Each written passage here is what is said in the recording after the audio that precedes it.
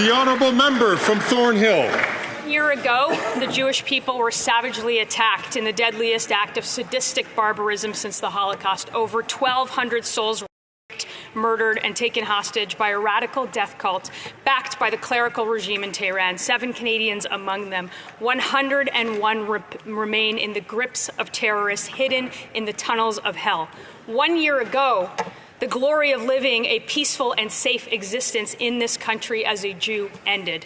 They have placated the mob of woke radicals and the anti-Zionist Jew haters that reign free in our streets and reward terror.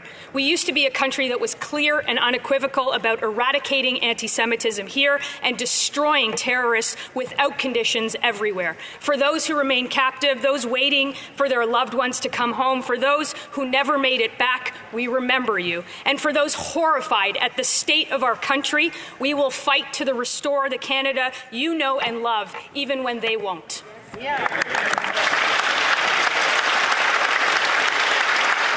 The Honourable Leader of the Opposition.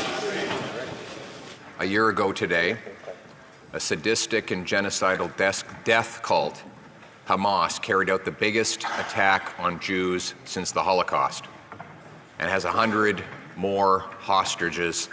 Bring them home. Here at home, though, our Jewish friends and neighbors have been doubly victimized as anti-Semitic mobs take to the streets shouting, "From Palestine to Lebanon, Israel will soon be gone. There's only one solution: intifada, revolution." Will the government clearly and unequivocally condemn these genocidal chants from hateful mobs on our streets?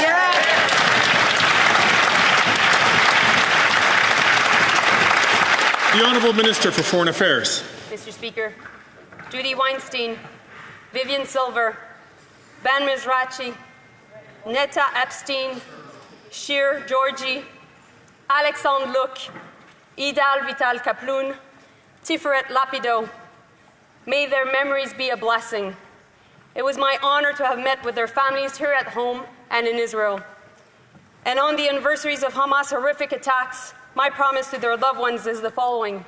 Year after year, Canadians will honor their memories, and to Jewish people, we stand with you. We won't relent until the last hostage returns home. The Honourable Leader of the Opposition. She does relent every single day, just like her leader. I asked a very simple question. Mobs have taken to the streets in front of Jewish homes, hospitals, and businesses to shout anti-Semitic hate slogans. I quoted a number of them and invited the minister to rise to her feet and specifically condemn them, to stand with Jews against the anti-Semitism that has been allowed to proliferate on our streets. So once again, will she condemn these anti-Semitic chants? The Honourable Minister of Justice and Solicitor General. Mr. Speaker, today is October 7th, an anniversary of a horrific attack on Jews. 1,200 people killed, over 200 people taken hostage. Our solidarity is with Jews in Israel and with Jewish people in Canada and right around the world. What we stand up against absolutely is the amount of hatred that we have seen in this country and countries around the world, where people will target Jewish Canadian schools, daycares, and synagogues for the acts that they have a problem with on another side of the world. We are better than that in this country. We need to stand up against that kind of hatred in support of Jewish people and in place of all people who defend their ability to worship how and whom they choose. I gave the Foreign Affairs Minister 2 opportunities to condemn the increasingly common and terrifying anti-Semitic chants we hear in the streets. Israel will soon be gone. There is only one solution: intifada, revolution. Twice she refused to condemn those remarks. She continues to pander to Hamas supporters in the Liberal Party as part of her leadership campaign rather than doing her job.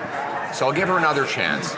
Will she publicly support Israel's right to retaliate against the tyrants of Tehran and the terrorists in Hezbollah and Hamas to protect itself? Yes or no?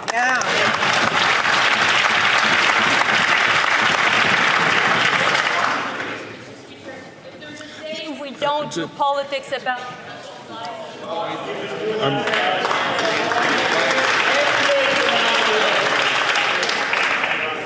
I just want to encourage all members to ensure, consistent with rulings in the past, and I will come back to this near the end of the question period, but just to caution all members to please be judicious in their words. The Honourable Minister for Foreign Affairs. Mr. Speaker, if there's a day where we don't do politics about people's lives being taken or people being killed, it's today. We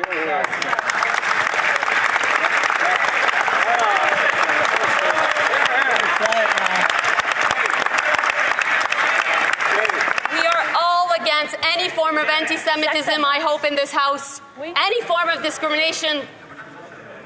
And I really hope that my colleague in front will apologize. Right on. Right on.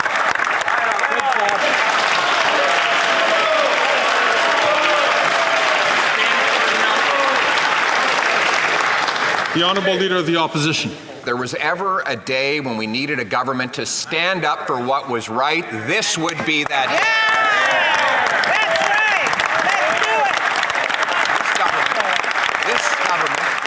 Has sought to divide Canadians by saying one thing to one group and precisely the opposite to another group.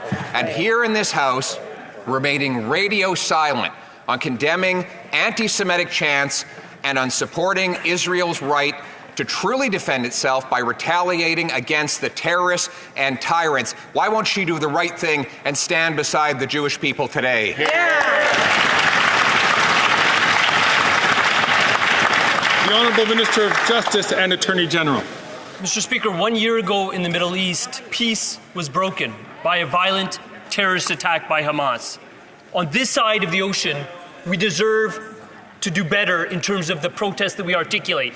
It needs to be peaceful. What that means is you don't go out on the streets and target a daycare. You don't go out on the streets and target a community center. You don't go out on the streets and target a synagogue. Our resolve to fight anti-Semitism is strong. It has been strong since this Parliament started when we outlawed the willful promotion of anti-Semitism. It is even stronger now when we're advocating for more strict penalties, which that party opposes.